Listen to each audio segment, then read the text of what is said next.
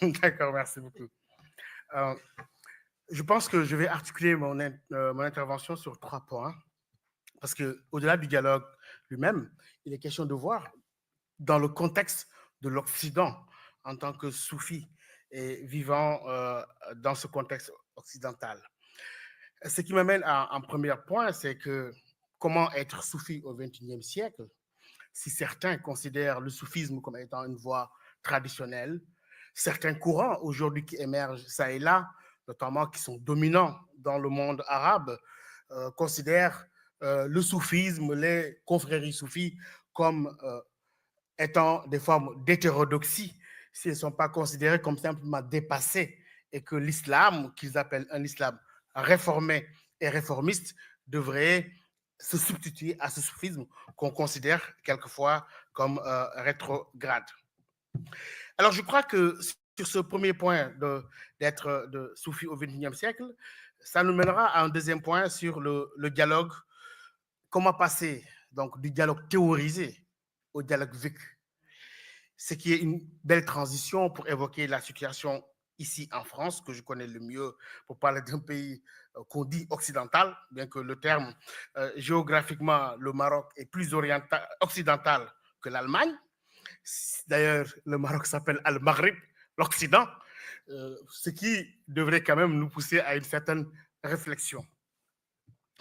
Euh, Quand j'ai lu des penseurs, et non des moines de l'école de la Malikia de Tiwawan, c'est Cheikh Ahmed Tidiane Al Maktoum.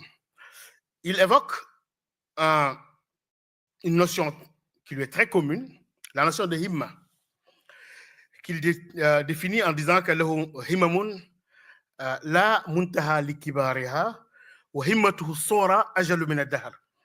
Ce qui nous renvoie à cette assertion de Cheikh Ahmed Tijani, le fondateur de la Tijaniya, en parlant de himmatul insani qahiratun ala jamil akwan, que la volonté humaine, en termes d'engagement sociétal et d'action, peut arriver même à dompter sinon l'univers.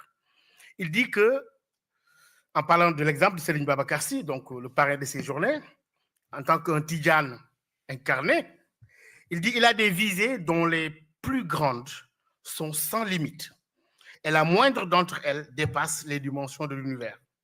Donc je pense que c'est dans ce dépassement-là, en se situant dans cet enseignement, qu'on a le portrait dressé du disciple type, si j'ose dire, si j'emploie le mot type à Weber, de la Tijaniya. Et voilà comment ce digne petit-fils de Cheikh Hadji Malick Sy parle de cette confrérie dans Fa'ilaïka, par exemple, en disant que l'engagement, l'attachement à la spiritualité n'est en rien contradictoire à l'engagement sociétal.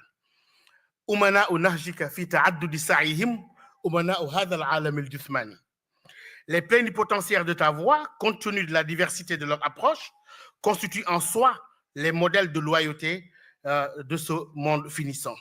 Et donc, par le zikr et la courtoisie spirituelle, ils agissent en prototype sublime du monde céleste. Et pourtant, dans la vie de tous les jours, ils incarnent dans la plus grande vivacité l'autorité temporelle et l'engagement sociétal, comme fait d'ailleurs Sopnabi. Donc, je pense que cette vision de la Tijaniya, l'une des voies du soufisme à réussir la réconciliation entre quête spirituelle et pleine ambition pour ce monde qu'on appelle le bas monde. Preuve de plus, s'il en était besoin, qu'elle est parfaitement inscrite dans la tradition prophétique, adorée comme un imminent mortel, tout en œuvrant ici-bas comme un éternel. C'est dans ce sens qu'il faudra, à mon avis, comprendre l'assertion de Serigne Maodo Sy, toujours que j'ai cité ce matin, quand il parlait de philosophe de son temps et de l'âme pensante de son peuple, telle est aussi la modernité, à mon avis, de la Tijaniya, inscrite dans la fidélité du legs spirituel, sans négliger le mouvement nécessaire à la marche avec le monde et dans le monde. L'une des rares voies du soufisme à traverser indemne, de manière agile, les époques et les circonstances, à conquérir les cœurs tout en dirigeant vers le majestueux, à éduquer le disciple tout en formant le citoyen, à enseigner l'humilité tout en élevant l'aspirant vers les hautes sphères de la présence divine. Bref, une tariqa de savoir et de l'agir du parfait amour divin tout en étant à son service à travers les humains. Cheikh Hadji Malick Sy, par son enseignement et son héritage, est donc, à mon avis, une illustration de ce défi d'être Tijani, celui-là même qui, consistant à réussir l'exil spirituel au milieu de la société et des réalités temporelles. Il a vu ce monde se développer et il s'est adapté. Il a donc, au vu au su de tous, éduqué sans ascétisme ses disciples jusqu'à les mener à la droiture. Rabba bila khalwatin ashabuhu alanan hatta istaqamu faya lillahi man hawa. Donc, c'est une forme de mariage, si j'ose dire, entre le hal et la himma, un état spirituel façonnant les attitudes sereines et volonté déterminée d'œuvrer pour le bien de soi, des siens et de tous. Telle est la quintessence, à mon avis, d'une philosophie de l'action dont Maodo Cheikh Hadji Malick Sy, en continuateur de Cheikh Tijani, semble détenir le secret. Et c'est dans cette philosophie de l'action qu'il décrit aussi dans son livre Zajr Qulub, Objurgation des cœurs, وإن عملا أنكحت علما تناسلا بملك مدام ليس فيه حروب. Si tu fais épouser l'agir par le savoir, il faut naître un certain pouvoir durable que ne peut compromettre aucune adversité. Donc, à l'ère de l'économie de la connaissance, de l'agir communicationnel, où au sachant revient forcément le pouvoir, au sens d'une domination d'abord de soi et de son environnement, voilà que l'école de Maodo vient encore offrir une ressource mobilisable et à haute valeur ajoutée à notre combat moderne pour le développement et l'épanouissement dans un siècle nouveau avec ses nombreuses interrogations et équations. Mais même face à la ténacité du règne du matériel et de son emprise, à nos contradictions mondaines, qui font aussi partie de notre tarbiya, nous avons le défi majeur de réussir l'arbitrage harmonisant le rapport entre le ruh et le madda, l'esprit et la matière. C'est en cela qu'en plus d'avoir toujours intégré depuis bien longtemps, mais sûrement avant ce qu'on disait de ce siècle, quel était le siècle du spirituel, je pense que la himma est une leçon très importante. Maintenant, venant sur le dialogue, je crois que très souvent le dialogue interreligieux est déclaré, théorisé, comme on le voit, dans de magnifiques envolées, comme on en entend souvent. Et je crois qu'il est grand temps, et je pense que l'abbé en a parlé ce matin, et Chérif Ferjani aussi, il est grand temps qu'il soit pleinement vécu et surtout partagé en viatique pour les jeunes générations par la grâce du témoignage, si j'emprunte un terme bien chrétien. Et je crois que ce dialogue vécu-là, c'est ce que nous avons au Sénégal. Par exemple, quand, dans la lettre de réponse au pape François, lorsque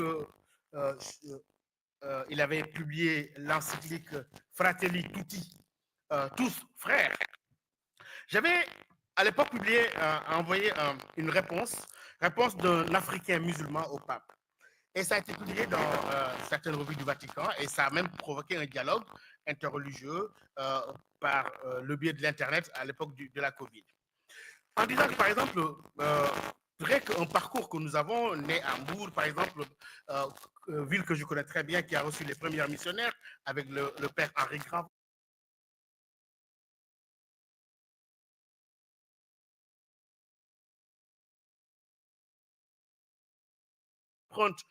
l'heureuse expression de Fayrouz dans sa chanson qui disait qu'à Jérusalem, les minarets des mosquées embrassent les clochers des églises. Et je pense qu'on peut dire de la même manière, et que Ndar, cette ville, qui certains disent que c'est Dar l'Islam, que les Almoravides auraient baptisé Dar l'Islam et que les Français ont baptisé Saint-Louis, pour les raisons que l'on sait, à l'embouchure du fleuve Sénégal, carrefour des héritages conjugués, où Dieu a donné libre cours aux deux mers pour se rencontrer, quand on prend l'image coranique Marjal Bahrain Yattaqiyani. D'ailleurs, pour ceux qui connaissent cette ville-là, c'est un signe pour de doués de raison, comme disait un sage sénégalais. Je pense que c'est tout le sens que nous devons avoir du dialogue de manière générale et que c'est le vécu quelquefois qui renforce le dialogue. Par exemple, j'aime bien taquiner quand Chérif est là, quand je dis que quand j'étais étudiant en France, j'habitais à la Mecque, la maison des étudiants catholiques. Et ce passage avec des éminences à Lyon, du dialogue à des personnalités comme le père Christian Delorme, qui n'a pas pu nous rejoindre ici, et où une histoire extraordinaire s'est déroulée pour dire que le dialogue n'est pas seulement interreligieux, il doit être intra-religieux, où certaines tendances de l'islam n'acceptent pas que les tijanes fassent la wazifa dans leur mosquée.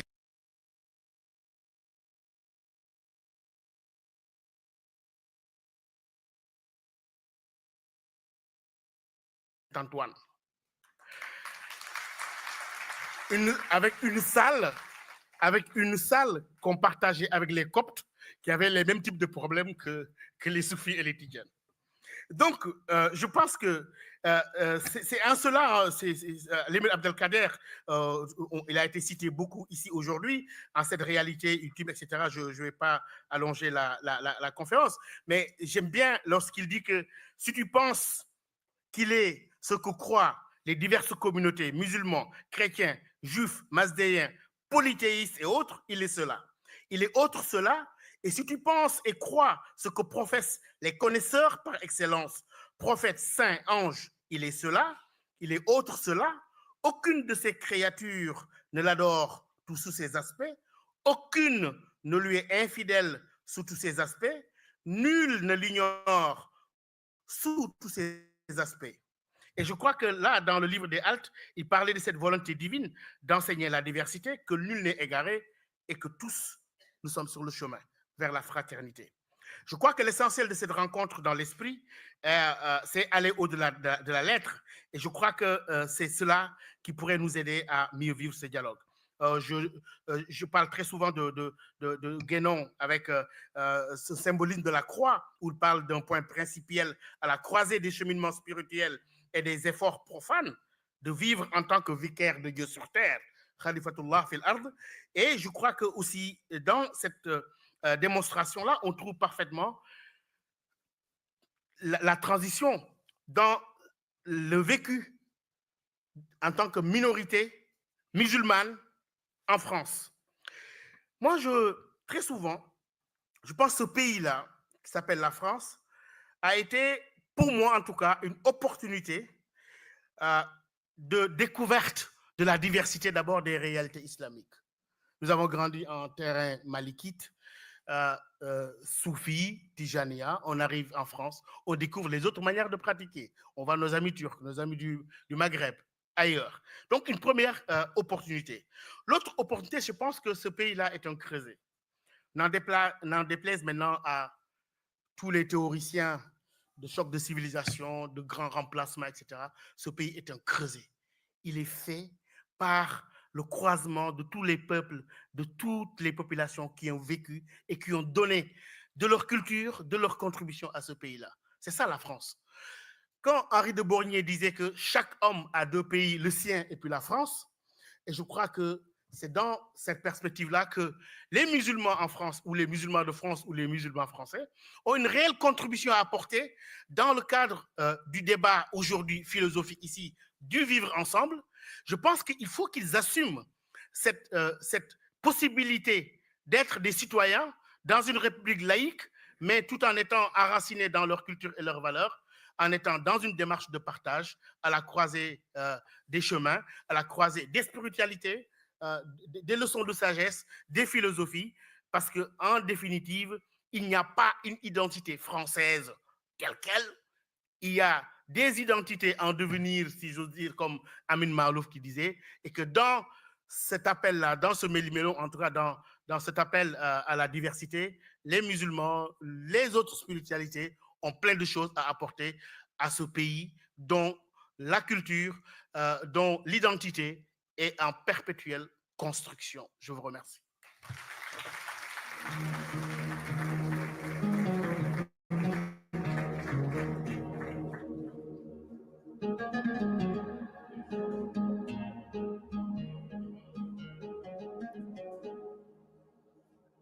Bakary, comment être soufi au XXIe siècle? les jeunes diraient comment être soufi 2.0.